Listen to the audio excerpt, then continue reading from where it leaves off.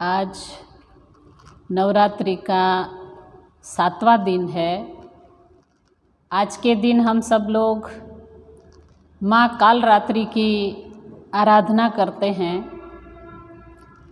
इसी नवरात्रि के पावन पर्व पर हम सब लोग ये सुनते हैं कि 7 दिन, 8 दिन, 9 दिनों में आदि शक्ति जगदम्बा की आराधना होती है। जब जब इस धराधाम पर अत्याचार बढ़ा है, पापाचार बढ़ा है, जब राक्षसों ने संतों, ऋषि मुनियों, भक्तों को सताया है, तब तब इसी पृथ्वी पर, इस धराधाम पर अलग अलग रूपों में आदि शक्ति जगदम्बा ने अवतार लिया है। इसी श्रृंखला में हम देखते हैं कि हम लोग अलग अलग नामों से आदि शक्ति जगदम्बा की उपासना करते हैं। तो आज हम सब लोग कालरात्रि मैया के बारे में सुनेंगे कि एक बार देवता और ऋषि मुनि लोगों को राक्षसों ने बहुत सताया। बहुत प्रकार के राक्षस थे। राक्षस लोगों ने धर्म की हानि पहुंचाना शुरू किया। जब अधर्म बढ़ने लगा और संत ऋषि मुनियों को जब बहुत ही परेशानी हुई, सभी लोग ने आदि शक्ति जगदम्बा की प्रार्थना की कि हे माँ, आज हम सब लोग इतने परेशान हैं, इतने दुखी हैं, हम त्राही त्राही हो रहे हैं, सारे राक्षस लोग हमें बड़े सता रहे हैं, तो हमारे दुखों को, हमारे कष्टों को आप दूर कीजिए। तब आदि शक्ति जगदम्बा ने सबकी प्रार्थना सुनी और आदि शक्ति ने संसार में धर्म की स्थापना के लिए, संतों, भक्तों, ऋषि मुनियों के सुख के लिए अपने ही अलौकिक रूप से एक दूसरी शक्ति को प्रकट किया, दूसरी एक देवी को प्रकट किया जो इस भ्रष्टाचार को हटा सके, पापाचार को हटा सके, धर्म की स्थापना कर सके।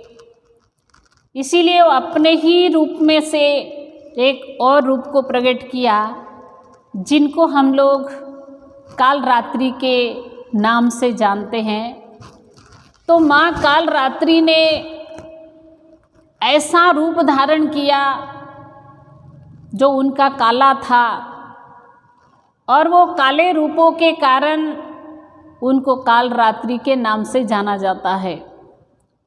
तो कालरात्रि मैया ने राक्षसों के सामने आकर के राक्षसों को मारा, उनका वध किया, और संतों, भक्तों, ऋषि मुनियों को आनंद प्रदान किया, सुख प्रदान किया, सबका शुभ किया। इसीलिए वही माता को शुभंकरी नाम से भी जाना जाता है। माता शुभंकरी ने सबका शुभ किया। और देखिए, हम सब लोगों को ये जानना है कि ये नवरात्रि के दिनों में अलग अलग रूपों में, अलग अलग नामों से हम लोग आदि शक्ति की आराधना पूजा करते हैं। आज हम लोग वेद शास्त्रों के बारे में अगर सोचेंगे और उसमें जो सुनेंगे, पढ़ेंगे, तो वेद शास्त्रों के अंदर क्या लिखा है। देवी भागवत है, श्रीमद् देवी भागवत के अंदर भी ये बात लिखी है कि एक समय जब त्रिदेव थे, त्रिदेवों को अपना संशय दूर करना था, बहुत कुछ जानना था कि हमारी उत्पत्ति क्यों हुई है, हमारा कार्य क्या है। ये सब उनके भी प्रश्न थे। उन्होंने सोचा कि हम किसके पास में जाकर के हमारा शंका दूर करें, समाधान करें। तो सभी त्रिदेवों ने मिल करके आदि शक्ति जगदम्बा की आराधना की, प्रार्थना की, और उनकी प्रार्थना पर आदि शक्ति जगदम्बा प्रकट होते हैं। प्रकट होकर के पूछते हैं कि आप लोग ने मेरी आराधना की, प्रार्थना की, बताइए क्या कारण है। त्रिदेवों ने आदि शक्ति जगदम्बा को प्रणाम किया, नमस्कार किया, प्रार्थना स्तुति करते हैं और प्रार्थना करके कहते हैं कि हे जगदम्बा, आपकी लीला तो अपरंपार है, आपकी महिमा अपरंपार है, लेकिन हम कुछ नहीं जानते हैं, वो जानने के लिए आपको हमने पुकारा है। इसीलिए तो कहते हैं, जगदम्बे महारानी तेरी महिमा अपरंपार, तेरी लीला अपरंपार। दीन दुखारी आई देखो मैया तेरे द्वार, तेरी महिमा अपरंपार, तेरी लीला अपरंपार। तू ही शारदा रमा भवानी, तुम हो काली माई। कण कण में तू व्याप रही माँ, कण कण में तू व्याप रही माँ। तेरी शक्ति अमाप, तेरी महिमा अपरंपार, तेरी लीला अपरंपार। क्या कहते हैं कि हे मैया, हम लोग तो यही जानते हैं कि तू ही शारदा है, तू ही भवानी है, तू ही काली माई है। हे माँ, तेरी लीला अपरंपार है। अब हमें आप ये कृपा करके बताइए कि हम त्रिदेवों का कार्य क्या है, हमारी उत्पत्ति किस कारण से हुई है। तब आदि शक्ति जगदम्बा ने त्रिदेवों से कहा है कि विष्णु भगवान को कहा तुम्हारा कार्य पालन करना है, संसार का पालन करना है। ब्रह्मा जी को कहा कि उत्पत्ति का कार्य तुम्हें सौंप रही हूँ, और भगवान शंकर को कहा कि संहार का कार्य मैं तुम्हें सौंपती हूँ। जब त्रिदेवों ने ये सुना तो त्रिदेव प्रार्थना करते हैं कि हे माँ, इतना बड़ा कार्य हम कैसे कर सकते हैं, इसके लिए हम समर्थ नहीं है, इतना बड़ा कार्य हम नहीं कर सकते। तब आदि शक्ति जगदम्बा ने कहा कि मैं तुम्हें ऐसी शक्ति प्रदान करती हूँ, ऐसा ज्ञान प्रदान करती हूँ कि वो ज्ञान के प्रभाव से तुम सारे कार्य कर पाओगे, और मैं तुम्हारे अंदर विद्यमान रह करके कार्य करने की क्षमता प्रदान करूँगी। ये बात सुन करके त्रिदेव बड़े खुश होते हैं, आनंदित हुए। माता ने कार्य सौंपा, साथ साथ ऐसा अलौकिक ज्ञान प्रदान किया, जिस ज्ञान को लेकर के त्रिदेवों ने ध्यान करना शुरू किया। आदि शक्ति के वो ज्ञान के प्रभाव से अपने ही मन को उन्होंने सहस्त्रार चक्र में स्थित कर दिया। कहते हैं कि अगर व्यक्ति कोई भी साधक ज्ञान लेकर के अपने मन से साधना करता है, अपने मन को सहस्त्रार चक्र में स्थित करके जो ध्यान करता है, तो उनको अपने ही अंदर, अपने ही सहस्त्रार चक्र के अंदर जो आदि शक्ति जगदम्बा तेज स्वरूप से विराजती है, प्रकाश स्वरूप से जो विराजमान है, उनका दर्शन होता है। आज हम सब लोग देखते हैं कि काल रात्रि मैया हो, चाहे भवानी मैया हो, चाहे रमा भवानी हो, चाहे आदि शक्ति जगदम्बा हो, कोई भी है, लेकिन उनका एक असली स्वरूप क्या है? तो कहते हैं उनका एक असली स्वरूप है ज्योतिर्स्वरूप, प्रकाश स्वरूप है। और वो प्रकाश स्वरूप कहाँ स्थित है? कहा तो है कि उनकी जो शक्ति है, उनका जो तेज है, स्वरूप है, वो कण कण में व्याप्त है। लेकिन कण कण में भी है तो हमारे अंदर भी तो है। तो हमारे अंदर कहाँ विराजती है? तो कहा तेजोमयी स्वरूप से आदि शक्ति हमारे अंदर सहस्त्रार चक्र में विराजमान है। जो भी साधक सहस्त्रार चक्र में पहुंचकर ध्यान करता है, मन को सहस्त्रार चक्र में पहुंचा देता है, तो उनको ये ज्योतिर्स्वरूप का साक्षात्कार होता है, उनको दर्शन होता है। तो ये त्रिदेव भी, ब्रह्मा विष्णु महेश जी ने भी ऐसे प्रकार के 100 साल तक उन्होंने ध्यान किया। 100 साल तक ध्यान कहाँ किया? तो बोले सहस्त्रार चक्र में, जहाँ आदि शक्ति विराजमान है वहाँ पर उन्होंने अपना मन केंद्रित कर दिया और माता का वो असली जो स्वरूप है, वो असली स्वरूप का दर्शन किया। इसीलिए हमारे संत लोग कहते हैं, अंदर बढ़ के पौड़ी चढ़ के तू नज़ारा देख ले, तू नज़ारा देख ले। अंदर फूलों की बहार, अंदर खिल रही गुलजार, अंदर फूलों की बहार, अंदर खिल रही गुलजार। अंदर सूरज चंद्र हजार, लाखों तारा देख ले, तू नज़ारा देख ले। अंदर बढ़ के पौड़ी चढ़ के तू नज़ारा देख ले, तू नज़ारा देख ले। संतों ने क्या कहा है कि अंदर बढ़ के पौड़ी चढ़ के उन्होंने अंदर बढ़ने के लिए बताया। तो अंदर कहाँ बढ़ना है? हमारे अंदर तो 7 चक्र है। वो 7 चक्र में हमें कौन से चक्र में स्थित होना है? अगर साधक साधना करना चाहता है तो आज्ञा चक्र होकर के सहस्त्रार चक्र में पहुंचना है। अगर वो ब्रह्म का दर्शन करना चाहता है, ओरिजिनल अगर असली स्वरूप को वो देखना चाहता है, तो कहा है जो ब्रह्मांड के अंदर है वो हमारे पिंड के अंदर भी है। इसीलिए तो कहते हैं कि ब्रह्मांडेषु पिंडे, पिंडेषु ब्रह्मांडे। ब्रह्मांड में है वो पिंड में है, और पिंड में है जो ब्रह्मांड में भी है। तो हमें पूरे ब्रह्मांड में तो हम जा नहीं पाएंगे, सब जगह तो घूम नहीं पाएंगे, पर कहा जब हमारे ही अंदर पूरा ब्रह्मांड है तो पूरे ब्रह्मांड में क्या है?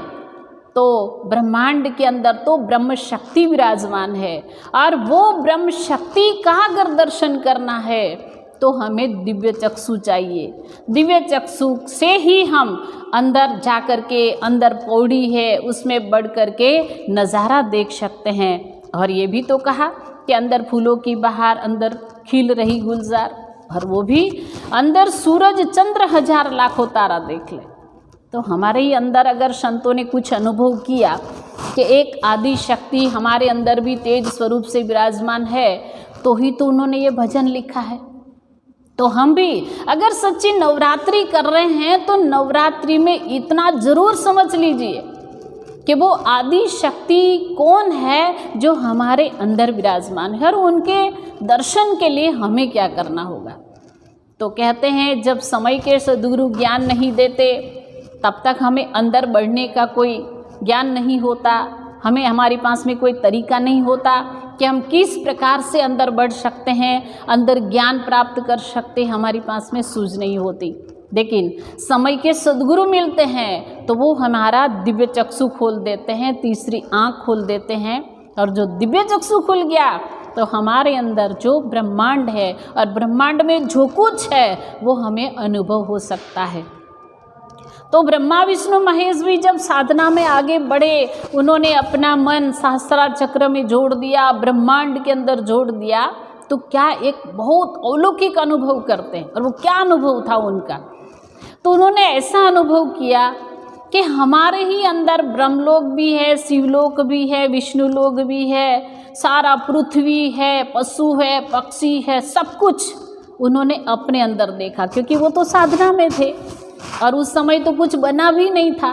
पर ये सारा संसार बनने से पहले भी हमारे अंदर एक ब्रह्मांड था, और वो ब्रह्मांड के अंदर ब्रह्म शक्ति विराजित है। और वही ब्रह्म शक्ति समय समय पर जब जब जैसी जैसी जरूरत पड़ती है वैसे वैसे समय में अलग अलग रूप धारण करके इस संसार में शक्ति का प्रादुर्भाव होता है। तो आज हमें भी बस यही सोचना है कि वो सहस्त्रार चक्र के अंदर क्या है और वहाँ कैसे पहुँचा जाता है। मैं आप लोगों को एक बात बताऊं कि एक राजा था। राजा ने कोई भी संतान नहीं थी, तो राजा ने सोचा मेरी संतान तो है नहीं, मेरे ये जाने के बाद ये सारा कौन देखेगा, कौन संभालेगा। तो कहते हैं कि उनके मन में ये आया कि मैं जो भी कुछ मेरी संपत्ति है ये महल के अंदर, तो सारी मैं प्रजा को बांट दूँ, सारी प्रजा ही मेरी संतान। तो उन्होंने 7 मंजिल की एक बिल्डिंग बनाई, महल बनाया, और वो महल के अंदर 1 मंजिल के अंदर सोना रखा, 1 मंजिल के अंदर पैसा रखा, 1 मंजिल के अंदर चांदी रखा, हीरा जवेरात मोती सब कुछ रख दिया। इस प्रकार से महल बनाया और सारी व्यवस्था हो गई। उसके बाद उन्होंने सब जगह बुनियादी करा दी, आवाज़ लगवा दी कि सब लोग इस बिल्डिंग के अंदर आओ, और बिल्डिंग के अंदर 1 मंजिल में से आप एक बार वो चीज़ ले सकते हैं। एक बार अगर कोई मंजिल से सामान ले लिया तो दूसरी मंजिल में नहीं जाने का। इस प्रकार से सबको आवाज़ लगा दी। सब लोग धीरे धीरे करके लोग आने लगे कि आपको जो चाहिए सो आप ले सकते हैं। तो कुछ लोग आए, उन्होंने देखा पहली मंजिल में इतना अच्छा सामान रखा था, एकदम चमकदार सारी चीज़ें चमक रही थी। तो उन्होंने सोचा कि बस यही चीज़ तो बड़ी अच्छी है, क्योंकि उन्होंने आगे का तो कुछ देखा नहीं था, इससे कीमती क्या है मालूम नहीं था। तो पहली मंजिल में जो कुछ देखा सो ले लिया, और कुछ लोग ने दूसरी मंजिल का लिया, और लोग ने तीसरी मंजिल का लिया, जिसको जो पसंद आया सो ले लिया। पर पूरे दिन भर देखा ये सब लोग आते गए, लेते गए, चले गए। शाम को ऐसा हुआ, एक बड़ा गरीब किसान आया, और वो गरीब किसान ने देखा कि सबसे पहले 7 मंजिल में है क्या वो मैं देख के आता हूँ, बाद में लेने की सोचूंगा। तो पहली मंजिल में गया, अच्छा देखा, दूसरे में भी अच्छा देखा, पर उसका मन मोहित नहीं हुआ, लोभ नहीं हुआ। वो देखते गया, चढ़ते गया। 7वीं मंजिल में देखा तो खुद महाराज विराजमान थे। तो वहाँ ये किसान पहुँचा और राजा को देखा, तो उन्होंने राजा को नमस्कार किया और कहा कि ये सारी चीज़ मुझे नहीं चाहिए, मुझे तो आपका प्रेम चाहिए, बस आपका आशीर्वाद चाहिए, मुझे और कुछ नहीं चाहिए। तो राजा ये सुन करके बड़ा खुश होता है, और उसके ऊपर जो ताज था, मुगट था, तो सीधा वो किसान के सिर पर रख दिया। सीधा से वो किसान ने कहा, महाराज आप क्या कर रहे हैं? तो बोले बस आज पूरे दिन में बहुत सारे लोग आए, पर सारे लोग कहीं ना कहीं लोभ में फंसते गए, लेकिन तुमने इतनी सारी चीज़ देखी फिर भी कहीं तुझे लोभ नहीं हुआ, और तू आखिरी मंजिल तक पहुंच ही गया। अगर लोभ होता तो आखिरी मंजिल तक नहीं पहुंच सकता था। इसीलिए मैंने तेरे पर मुगट पहना दिया, ताकि ये जो महल है अब तू ही संभालेगा, और मैं तेरे को वारसदार घोषित करता हूँ, तुझे मैं राजकुंवर घोषित करता हूँ। आज के बाद तू इस महल का मालिक होगा। तो देखिए सज्जनों, वो धीरे धीरे करके 6 मंजिल तक का नहीं सोचा, और 7वें मंजिल में पहुंच गया। तो 7वीं मंजिल में कौन मिला? वहाँ पर खुद राजा मिला, महाराज मिला, उनके जो वहाँ के जो मालिक थे वो मिले। इसीलिए इसी प्रकार से जैसे वो राजा ने 7 मंजिल बनाई महल की, इसी प्रकार से भगवान ने भी हमारे इस शरीर के अंदर 7 मंजिल बना रखी है। वो 7 मंजिल कौन सी? सबसे पहले मैं बताऊं कि हमारे अंदर, आपके अंदर, सबके अंदर 7 चक्र है। एक मूलाधार चक्र है, स्वाधिष्ठान चक्र है, मणिपुर चक्र है, हार्ट चक्र है, फिर हमारे अंदर विशुद्ध चक्र है, आज्ञा चक्र है, और सहस्त्रार चक्र है। हमारे अंदर भी भगवान ने ये 7 मंजिल बना रखी है। अब क्या होता है, कोई जीव मूलाधार तक फंसता है, कोई मणिपुर चक्र में फंस के रह जाता है, कोई हार्ट चक्र तक फंस के रहता है। इसी प्रकार से कहीं ना कहीं कोई न कोई चक्र मायावी है, वहाँ फंस जाता है। लेकिन जो गुरु महाराज जी का बनता है, जो आदि शक्ति जगदम्बा की सच्ची आराधना करता है, और सच्चा ज्ञान हासिल करता है, प्राप्त करता है, तो वही व्यक्ति कोई चक्र में न फंसते हुए, माया में न फंसते हुए वो आखिरी मंजिल तक पहुंच जाता है, जहां ब्रह्म शक्ति विराजित है, जहाँ एक तेजोमय स्वरूप विराजमान है, प्रकाशमय स्वरूप विराजमान है। इसीलिए तो हम सब लोग प्रार्थना करते हैं, या देवी सर्वभूतेषु प्रकाश रूपेण संस्थिता नमस्तस्ये नमस्तस्ये नमस्तस्ये नमो नमः, कि वही जो आदि शक्ति का जो स्वरूप है वो तेजोमय स्वरूप है, प्रकाशमय स्वरूप है। तो ये प्रकाशमय स्वरूप जो हमारा ब्रह्मरंध्र है, हमारा जो मस्तिष्क है, हमारा सहस्त्रार चक्र है, वहाँ पर विराजमान है। तो हमें अपनी शूरता को, हमें अपने मन को वहाँ पर ले जाना होगा, और वहाँ पर अगर हमारा मन स्थिर हो गया तो हमें बहुत अच्छी तरीके से वो आदि शक्ति जगदम्बा का विराट स्वरूप है, तेजोमय स्वरूप है, प्रकाशमय स्वरूप है, भर्गो स्वरूप है, वो भर्गो स्वरूप का हमें दर्शन होगा। सभी संतों ने अंदर में गहराई में जा कर के, अंदर पहुंच करके, 7वीं मंजिल तक पहुंच करके उन्होंने भगवान का ध्यान किया है, ब्रह्म शक्ति का ध्यान किया है। तो हमें भी यही सच्चा हमारा ज्ञान है, और सच्ची साधना आराधना वही है कि हम ऐसे महान शक्ति से, समय के महापुरुष से, सद्गुरु से ऐसा ज्ञान प्राप्त कर ले जिस ज्ञान से हमें परमात्मा का सच्चे स्वरूप का दर्शन हो, आदि शक्ति जगदम्बा का तेजोमय स्वरूप का दर्शन हो। ये हमारे लिए ज़रूरी है। आपने सुना होगा महाराष्ट्र में एक संत हुए हैं, संत तुकडोजी महाराज। राष्ट्र संत तुकडोजी महाराज ने भी जब साधना की, ताड़ोबा जंगल में जाकर के बहुत सालों तक उन्होंने साधना की, और साधना के बाद जब उन्होंने ऐसा अनुभव किया, बहुत अच्छा अंदर उन्होंने नाद सुना, ब्रह्मनाद सुना, उन्होंने बहुत सुंदर प्रकाश देखा, ये सारा जब अनुभव किया तो उनको लगा कि हमारे ही अंदर सब कुछ है। इसीलिए तो उन्होंने अपने भजन में भी ये कहा, घटी तयासी घड़ली घटना, घटी तयासी घड़ली घटना, अतिलख प्रकाश दिशे नैना, घटी तयासी घड़ली घटना।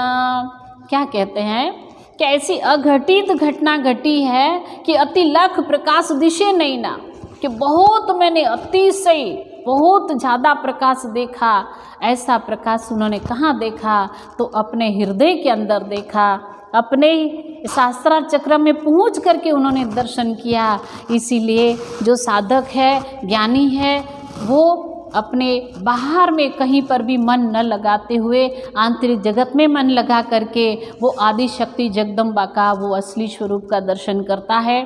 तो हम सब लोग की भी नवरात्रि तभी सार्थक है, सफल है कि जब हम सब लोग भी वो सच्चे ज्ञान को हासिल करें, और जो शक्ति ने अनेक रूपों में यहाँ संसार में आकर के कार्य किए, और वही आदि शक्ति जगदम्बा ने ब्रह्मा विष्णु महेश को भी जो ज्ञान कराया, अनुभूति कराई, वो अनुभूति हम सब लोग कर पाएंगे।